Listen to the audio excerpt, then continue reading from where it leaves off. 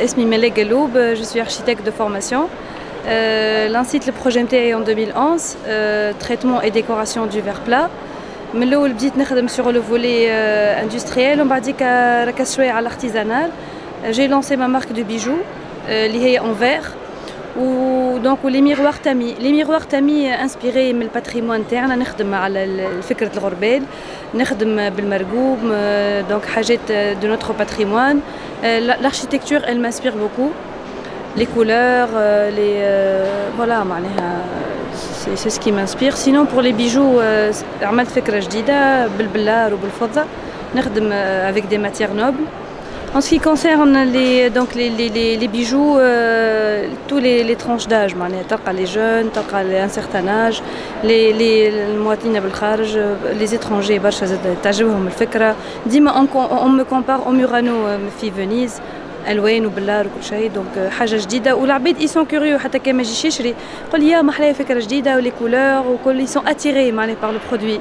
Sinon pour les miroirs تامي les architectes d'intérieur يحبوا يعملوا une décoration معناها حاجه سبيسيال وتاع الباتريمون تاعنا وكل, دونك يجيو ويشوفوا اون كولابور مع بعضنا, يا يشريوا السلعه الموجوده يا يكوموند حاجات معناها حاجات بيرسوناليزي.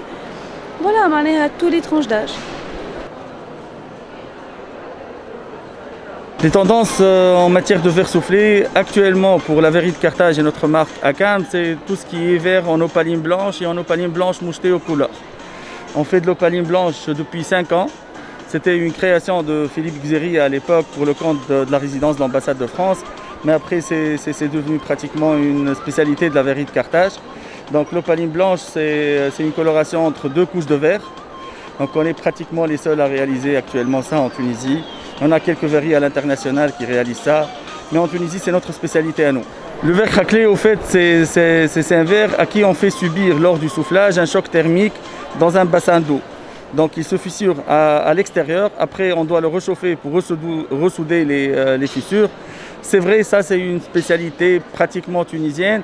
Il y a quelques verreries qui le faisaient avant dans le monde entier. Maintenant, ce n'est plus pratiquement tendance.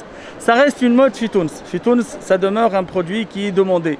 Et surtout lorsqu'il s'agit de verres colorés craquelés. Donc essentiellement le bleu, il donne vraiment un joli craquelage. Le transparent, ça dépend un petit peu les goûts. Mais le craquelé, c'est vrai, en Tunisie, ça demeure un produit qui est toujours demandé. استعملوه ما يستحق الكوجينة كله, معناه هذا كله صالح للاستعمال.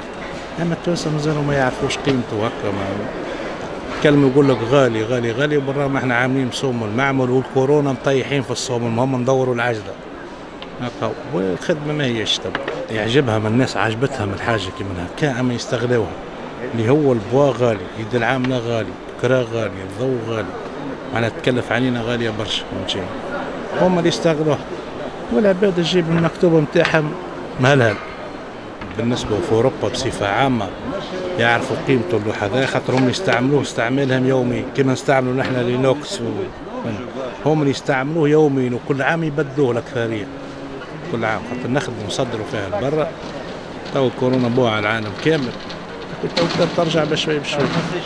أما في معناها الحظ نتاعو في البرا أكثر من الداخل. في حمد جابس معروفة بالسعف. دونك أختي تخرجت من البوزار, حبت تخدم على الصنعة متاعنا, صنعة جدود اللي هي القفة. حبت تزيدها لمسة موديل اللي هي البوا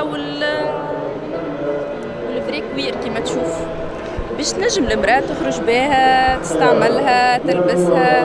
دونك من هنا جت الفكرة نحاولوا نحسنوا ونطوروا في المنتوج نتاعنا.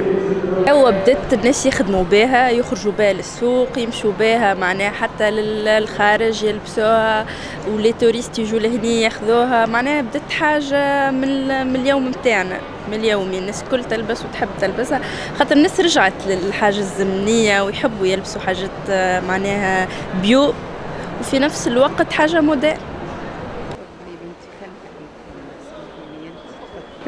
ما نكذبش عليك, انا كنت نخدم بالكدا توا كي تشوفي الدنيا كيفاش, وفي يناير واحد كان ثم معارض تجي في وقت باهي، توا لا ما ثماش، تو كيما المعرض هذا ماهوش باهي.